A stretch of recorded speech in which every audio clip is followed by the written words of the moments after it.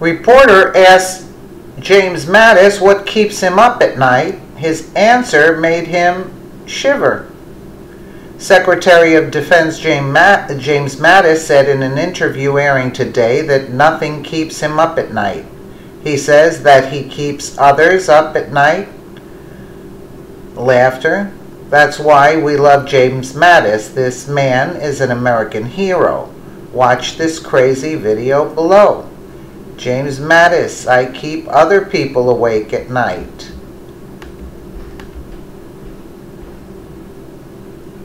Three, two, one. What keeps you awake at night? Nothing. I keep other people awake at night. That is funny. Not when I say it, but when he says it.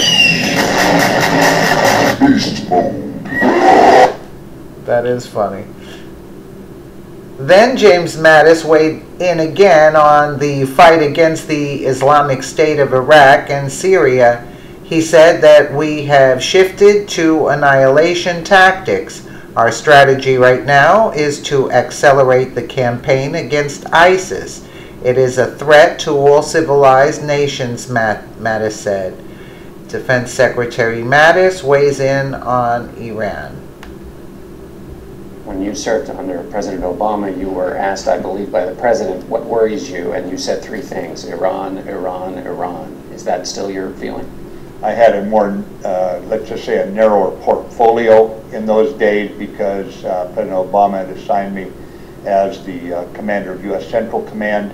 And in the U.S. Central region, what we find is wherever there are challenges, wherever there is chaos, wherever there is violence, whether it be in Lebanon, in Syria, in Iraq, in Yemen, the attempts to unsettle Bahrain, we always find Iran and the IRGC at it. And it's not the Iranian people. We are convinced it's a regime that is conducting itself in order to stay in power in Tehran as a revolutionary regime, not as a proper nation state.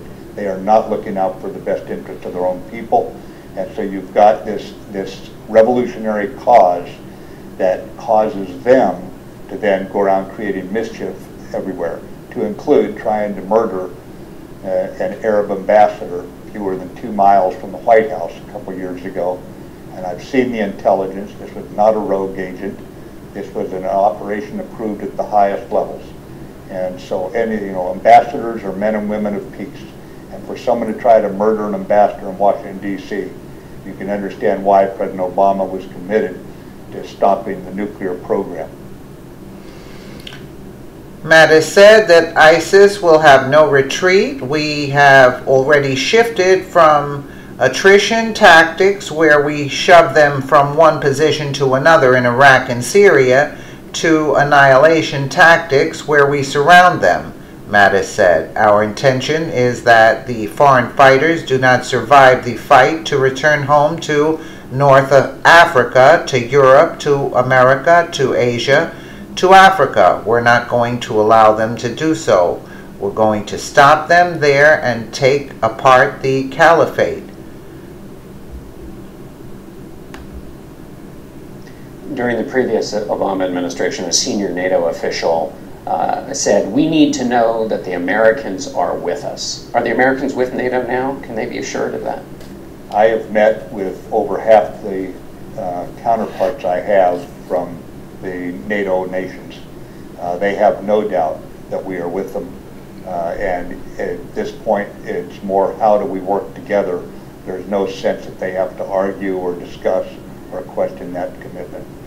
Are any NATO countries now under either threat or attack as you see it, either not militarily, but sometimes cyber? They are under various forms of attack, John. For example, Turkey has an active insurgency.